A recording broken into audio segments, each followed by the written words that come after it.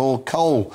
Michael, thank you ever so much for joining us. I guess the first question that everybody wants to know the answer to is, are Harry and Meghan going to be coming to the coronation? What do you think? Well, good morning, Esther. Good morning, Philip, and also greetings to your distinguished guest, Carol. That, of course, you've asked the key question, have you not?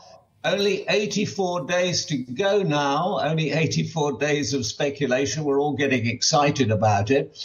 I think what we can say definitely is that the king is playing a blinder here because he allowed it to be known from the very beginning that his second son and his son's wife would be perfectly welcome to come to the coronation. Now, that leaves it to them, Harry and Meghan, otherwise known as the Montecito money machine, to decide whether they can spare to leave the time to leave California to come here for May the 6th.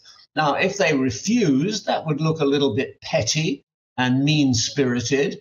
But if they accepted, they would leave themselves open, would they not, to the charge of hypocrisy, because they've been throwing far and wide accusations about various members of the royal family in books and on television. So if they came and then meekly sat in the Abbey and took their places and behaved themselves for a change, it would look as if they wanted it both sides of the street. So we don't know yet, is the short answer about that. So, Michael, what I'd say, it's definitely a master stroke by Charles, King Charles there. But other people would say, but you know what? Meghan has no shame, and she will use it, and Harry will use it as a platform for their next Netflix series and to endorse to the Americans they are part of the royal household.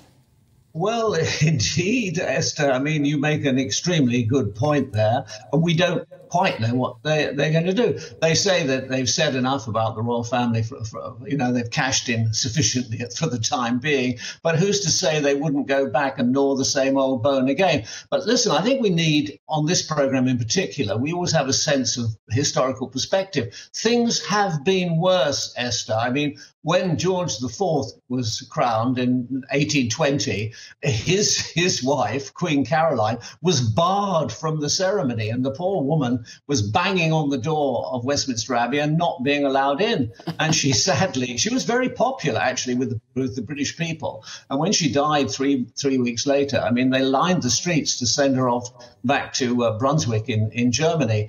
So there have been worse. And when you look at, I mean, we all have families.